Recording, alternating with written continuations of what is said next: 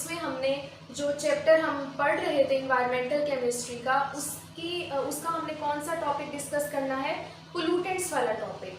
तो पोल्यूटेंट्स का जो टॉपिक है उसमें हमने उसका इंट्रोडक्शन डिस्कस करना है, पोल्यूटेंट्स का टाइप्स डिस्कस करनी है, सोर्सेज, और हमने ग्लोबल वार्मिंग और ग्रीन हाउस इफेक्ट के बारे में डिस्कस करना है। ठीक है, तो सबसे पहले हम पोल्यूटेंट्स की बात कर लेते हैं कि हमारे पास ना पोल्यूटेंट्स जो है वो बेसिकली क्या होते हैं। तो ऐसे हार्मफुल सब्सटेंसेस जो हमारे इन्वायरमेंट को अफेक्ट करते हैं वो क्या होते हैं, पोल्यूटेंट्स होते हैं। ठीक है, या अगर हम एयर पोल्यूशन के हिसाब से बात करें तो हमारी एयर को जो सब्सटेंसेस पोल्यूट कर रहे हैं, जो हार्मफुल है हमारी एयर के लिए, उन्हें हम पोल्यूटेंट्स कहते हैं। ठीक है, तो अब डेफिनेशन हम देख लेते हैं। The harmful substances present in air are called pollutants. तो ऐसे हार्मफुल सब्सटेंसेस जो एयर में प्रेजेंट होते हैं वो क्या होते हैं, पोल्यूटेंट्स होते हैं, जो हमारी एयर को हार्म कर सकते हैं। टाइप्स ऑफ पोल्यूटेंट्स हमारे पास नेक्स्ट आ जाते हैं। अब हमारे पास जो पोल्यूटेंट्स होते हैं उनकी दो टाइप्स होती हैं, एक प्राइमरी पोल्यूटेंट्स होते हैं और एक होते हैं सेकेंडरी पोल्यूटेंट्स। प्राइमरी पोल्यूटेंट्स क्या होते हैं, बेसिकली प्राइमरी पोल्यूटेंट्स वो पोल्यूटेंट्स होते हैं जो हमारे पास कंबशन से, यानी कंबशन ऑफ इंजन्स, हमारे पास जो ऑटोमोबाइल के इंजन्स हैं उनकी कंबशन होती है, तो उस प्रोसेस की वजह से भी पोल्यूटेंट्स जो है वो प्रोड्यूस होते हैं। हमारे पास जो पोल्यूशन है हमारी इन्वायरमेंट में इंडस्ट्रीज़ की वजह से, ठीक है, तो उसकी वजह से भी हमारे पास कुछ पोल्यूटेंट्स जो है वो प्रोड्यूस होते हैं।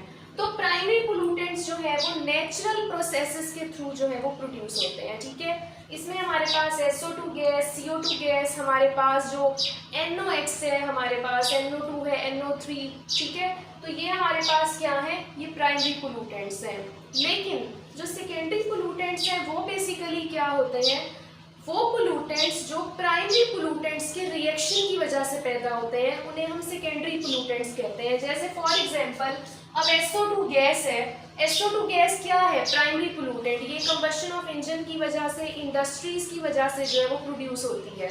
ठीक है, अब ये जो गैस है ये जब एटमॉस्फेयर के अंदर जाएगी, ठीक है, तो मॉइस्चर एटमॉस्फेयर में प्रेजेंट होता है, तो एटमॉस्फेयर के अंदर जो मॉइस्चर है वो SO2 के साथ रिएक्ट करके क्या बनाएगा, H2SO4 बनाएगा, जो कि सल्फ्यूरिक एसिड है। और sulphuric acid basically acid rain जो हमारे पास पैदा होती है, जो आपकी बुक में भी एक टॉपिक है, उसमें एसिड रेन में जो एसिड होता है वो H2SO4 और HNO3 होते हैं। ठीक है, तो प्राइमरी पोल्यूटेंट्स के रिएक्शन की वजह से जो पोल्यूटेंट्स प्रोड्यूस होते हैं वो क्या होते हैं, सेकेंडरी पोल्यूटेंट्स, और वो भी क्या होते हैं, बहुत ज़्यादा हार्मफुल होते हैं। ठीक है, तो आपको ये टाइप्स जो है वो समझ आ गई होंगी कि प्राइमरी पोल्यूटेंट्स और सेकेंडरी पोल्यूटेंट्स में क्या डिफरेंस है। नेक्स्ट हम देख लेते हैं सोर्सेज।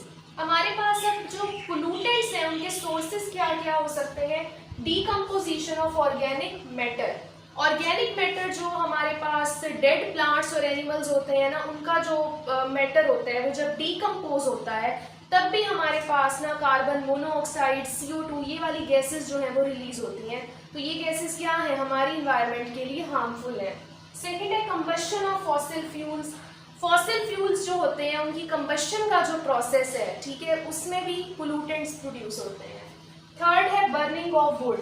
जब वुड को बर्न किया जाता है तब भी हमारे पास जो है वो एशेस प्रोड्यूस होती हैं, ठीक है, जिसमें से कार्बन कंटेंट जो है वो काफ़ी ज़्यादा निकलता है, तो वो भी हमारी इन्वायरमेंट के लिए बहुत ज़्यादा हार्मफुल है। SO2 गैस जो है वो बर्निंग ऑफ वुड में ही प्रोड्यूस होती है। उसके बाद फॉरेस्ट फायर्स, अगर हम इर्द गिर्द हमारे जो फॉरेस्ट हैं, ग्रीनरी है हमारी, उनको हम डिस्ट्रॉय कर देंगे तो भी हमारे पास जो पोल्यूशन है वो ज़्यादा होगी हमारी इन्वायरमेंट में। ठीक है, तो ये आपके पास पोल्यूटेंट्स की डेफिनेशन थी, सोर्सेज थे और टाइप्स थी।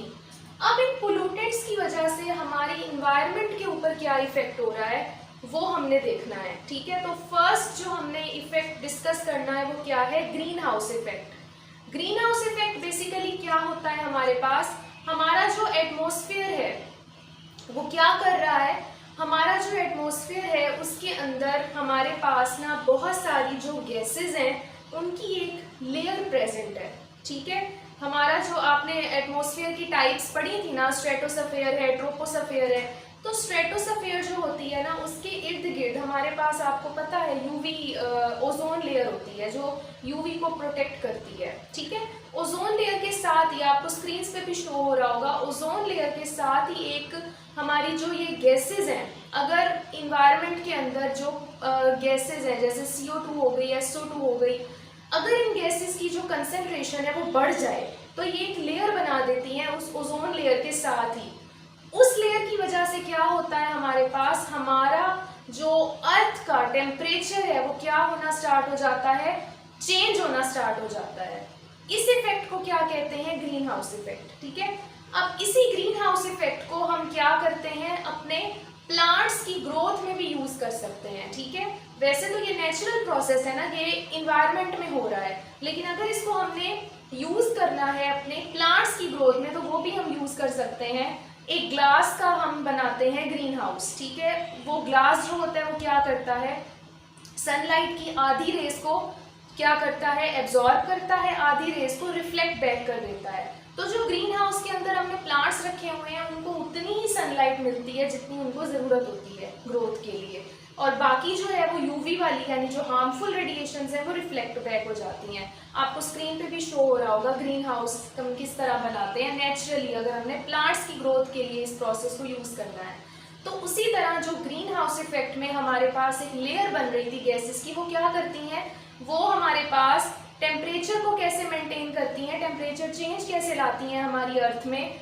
आधी सन की रेडिएशंस को वो एब्जॉर्ब करवा देती हैं, आधी को रिफ्लेक्ट बैक करवा देती हैं, ठीक है। तो इस वजह से हमारे पास जो ग्रीन हाउस इफेक्ट है उसकी डेफिनेशन क्या बनेगी, a natural process where certain gases in the earth's atmosphere trap heat from the sun and make it habitable, ठीक है। तो हमारे पास हमारी जो अर्थ है उसका टेम्परेचर कैसे मेंटेन रहता है, ग्रीन हाउस इफेक्ट की वजह से।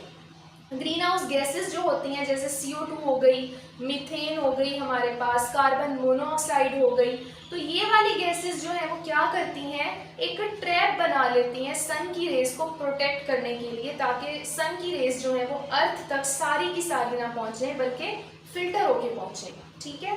तो ये ग्रीन हाउस इफेक्ट है, ये नेचुरल प्रोसेस है जिससे अर्थ का टेम्परेचर मेंटेन रहता है और अर्थ रहने के काबिल होती है। मेक इट हैबिटेबल का क्या मतलब है, रहने के काबिल होती है अर्थ, ठीक है।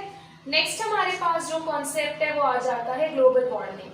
अब ग्लोबल वार्मिंग का क्या कॉन्सेप्ट है, अगर हमारे पास जो ग्रीन हाउस गैसेज हैं वो क्या हो जाएं, कम हो जाएं, ठीक है, तो उनकी वजह से क्या होता है, हमारा जो अर्थ का टेम्परेचर है वो ज़्यादा होना स्टार्ट हो जाता है, बहुत ज़्यादा जो है वो अर्थ का टेम्परेचर जो है वो इंक्रीज होना स्टार्ट हो जाता है, बहुत ज़्यादा हीट एनर्जी जो है वो अर्थ की तरफ आना शुरू हो जाती है। तो इस प्रोसेस को क्या कहते हैं, ग्लोबल वार्मिंग।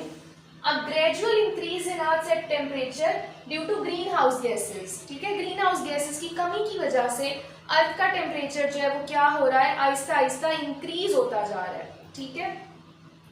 तो हमारे पास जो ग्रीन हाउस गैसेज हैं अगर उनकी कंसंट्रेशन में चेंज आ जाए, क्योंकि ग्रीन हाउस इफेक्ट जो है उसमें ग्रीन हाउस गैसेज की कंसंट्रेशन एवरेज है, ठीक है, वो उतनी ही उनकी कंसंट्रेशन है जितना उन्होंने प्रोटेक्ट करना है अर्थ को सन की हीट से।